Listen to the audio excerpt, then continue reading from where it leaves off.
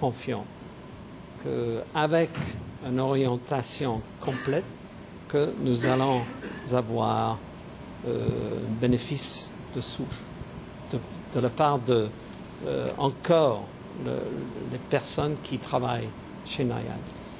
Le groupe, pour rappel, avait enregistré des pertes de l'ordre de 48 millions de roupies pour la même période l'année dernière, mais pour ce trimestre, rien que pour Maurice, le taux de profit réalisé par le groupe est de 300%, d'une somme de 25 millions de roupies à 77 millions de roupies. Les profits pour le groupe ont eux connu une croissance de 224%.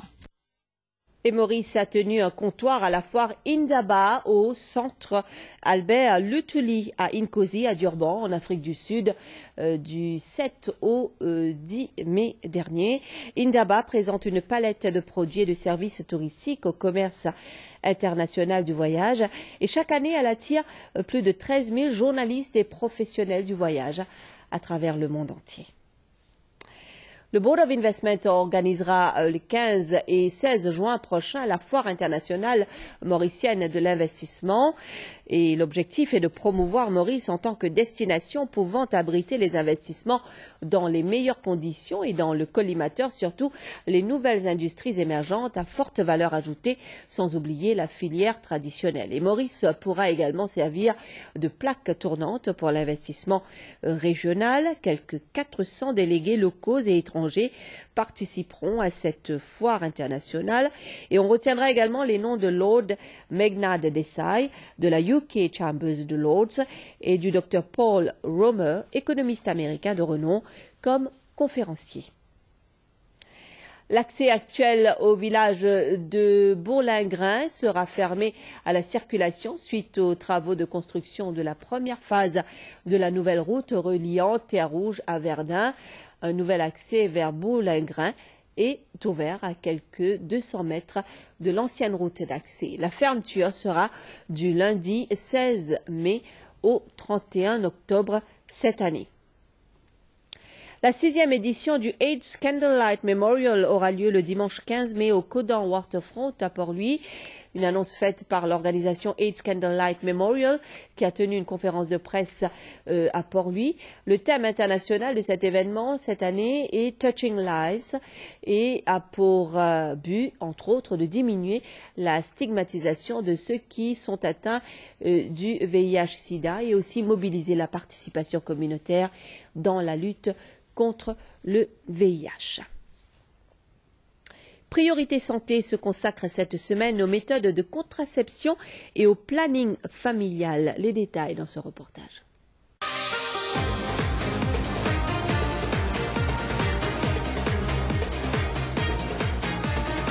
Dans Priorité Santé à Zodi, nous proposons le family planning. Family planning, c'est comment dire nous besoin de planer nos familles aussi.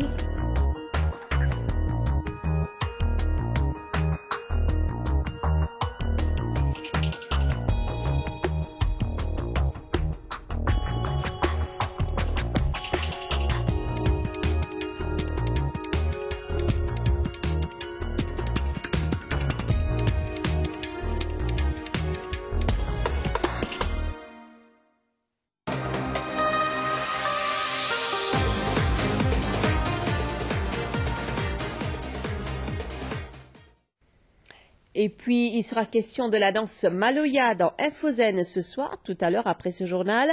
Un groupe d'étudiants en tourisme de l'île de la Réunion, ils sont à Maurice dans le cadre d'un programme d'échange avec l'école hôtelière Saint-Gaëtan Duval. Infozen s'est aussi intéressé à leur opinion sur le développement touristique dans la région. On parlera aussi de bien-être et de nourriture saine dans l'émission ce soir. C'est à partir de 22h55. En voici un extrait.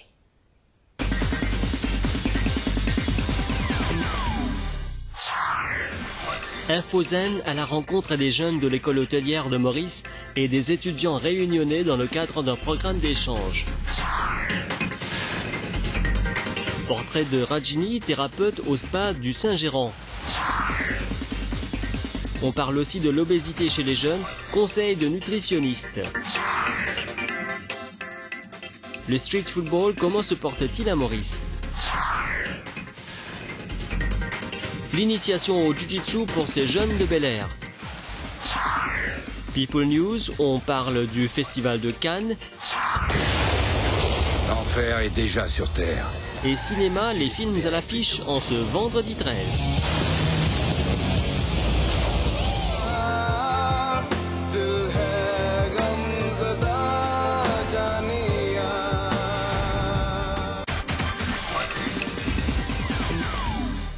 Infozen à 20h55 et non à 22h55 tout à l'heure sur MBC1, 20h55.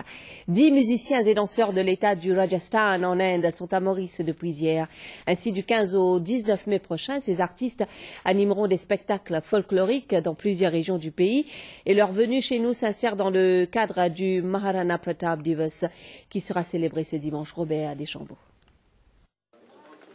C'est dans le cadre d'un programme d'échange entre l'Inde et Maurice que le déplacement des artistes du Rajasthan a été rendu possible. L'initiative revient au Galot Rajput Mahasabha en collaboration avec le ministère des Arts et de la Culture. Lors d'un point de presse, le ministre Mukeshwar Chuni devait aussi préciser que ces artistes sont à Maurice à l'occasion du Maharana Pratap Divas, soit l'anniversaire du grand guerrier Maharana Pratap, et qu'ils animeront des spectacles folkloriques dans plusieurs régions du pays. Depuis l'Inde, nous avons beaucoup de troupes qui viennent depuis différents États. Mais c'est la première fois que nous avons une troupe qui sort de Rajasthan. C'est une facilité que le ICCA, le gouvernement de l'Inde, peut de nous à travers la demande qu'il nous fait. Demande l'Inde vient assez, enfin, nous tient à peu de temps, mais quand même au sentiment honoré que le gouvernement de l'Inde trouve la possibilité pour nous envoyer une troupe de danse folklorique et de chant traditionnel de Rajasthan.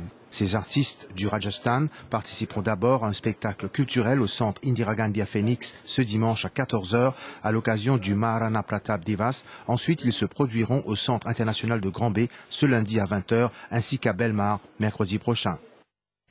Claudette Geoffroy nous a rejoint en studio. Bonsoir Claudette et merci de nous rejoindre pour les décisions au Conseil des ministres aujourd'hui. Bonsoir Selvina, bonsoir à tous. Le Conseil a pris note des développements de la réhabilitation de la piste d'atterrissage d'Agaliga durant la première phase du projet.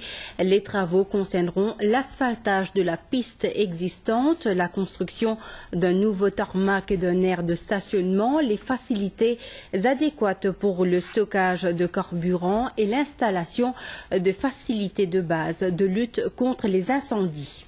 Le Conseil a aussi pris note de la préparation du Infrastructure Investment Plan de 10 ans. Ce plan vise à atteindre les objectifs énoncés dans le budget 2011 de parvenir à un PIB d'1 trillion de roupies et un revenu par habitant d'au moins $20 000 d'ici 2020.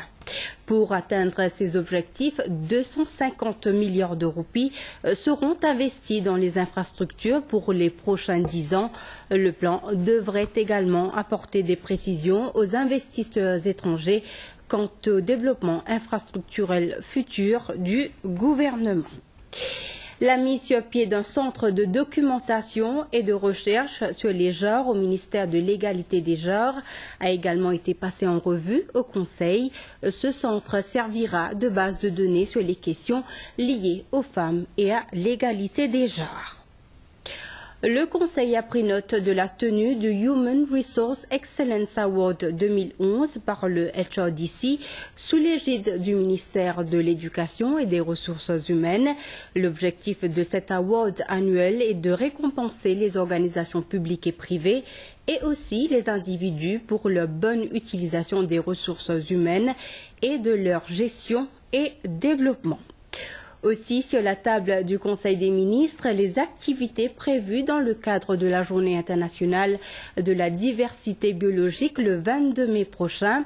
On note entre autres l'ouverture de l'espace de conservation de pétrins et l'inauguration d'une banque de semences à cure-pipe. Le thème cette année sera la biodiversité forestière. Le ministère de l'Agro-Industrie a pris des mesures supplémentaires pour la protection des forêts et de la biodiversité.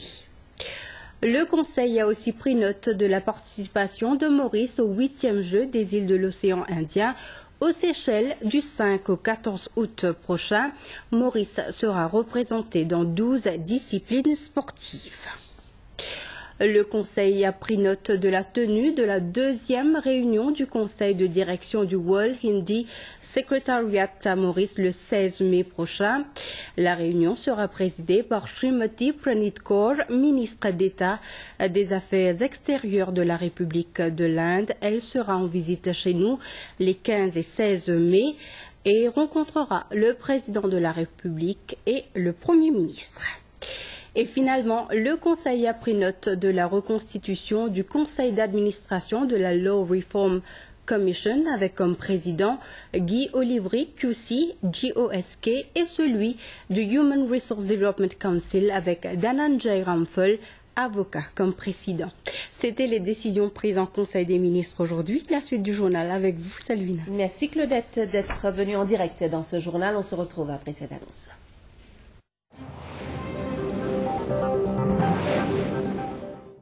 Mesdames, messieurs, je vous annonce solennellement le lancement du Millionnaire, deuxième saison. Et pour cette nouvelle édition, un nouveau décor et surtout une nouvelle roue gonflée à bloc. Comme vous voyez, notre nouvelle roue, c'est plus de millions et de gros lots à gagner. Et aussi une nouvelle carte qui vous réserve de belles surprises. À très bientôt pour une deuxième saison. En passant, laisse-moi dire ça, nouveau compte millionnaire. Des ados. Millionnaire est un jeu de la Loterie nationale interdit aux moins de 18 ans. 2 kamikazes ont tué au moins 80 personnes au Pakistan en faisant exploser leurs bombes parmi les cadets de la police qui partaient en permission. Une attaque des talibans revendiquant là une première attaque pour venger Oussama Ben Laden selon leurs propos. Sheb Qadar, une bourgade du nord-ouest du Pakistan, à 35 km de la capitale, Peshawar. C'est là que se trouve un centre de formation pour la police chargé de surveiller les frontières. Ce vendredi à l'aube, les jeunes cadets se préparent à partir en permission, 10 jours pour souffler en famille. Mais alors qu'ils montent dans les bus qui doivent les conduire chez eux, une première bombe explose. Policiers et secouristes se précipitent, nouvelle explosion. Dans les 2 cas, un kamikaze à moto. Je venais d'accompagner mes collègues et j'étais de retour dans ma chambre quand j'ai entendu une détonation. On s'est rué dehors et on a commencé à ramasser les morts et les blessés. On les a amenés là et on a donné notre sang. Les talibans pakistanais ont rapidement revendiqué le double attentat suicide pour venger, disent-ils, la mort de Ben Laden abattu par un commando américain le 2 mai. Ces talibans du TTP ont prêté allégeance à Al-Qaïda en 2007. Depuis, ils sont en guerre avec Islamabad pour son soutien à Washington dans sa guerre contre le terrorisme. Ce vendredi, ils lancent un avertissement aux autorités pakistanaises. Ils frapperont à nouveau au Pakistan et en Afghanistan.